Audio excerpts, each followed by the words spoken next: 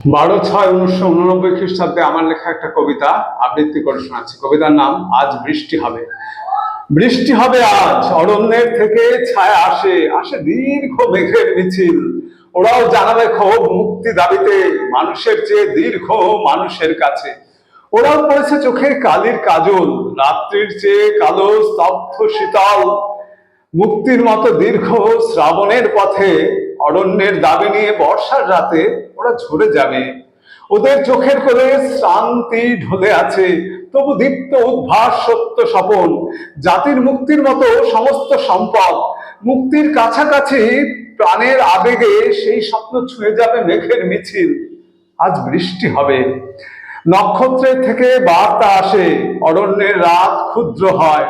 অরণ্যের দিন নিয়ে মেঘের মিছিলে ছুটে যায় পলাতক আগুনের রং।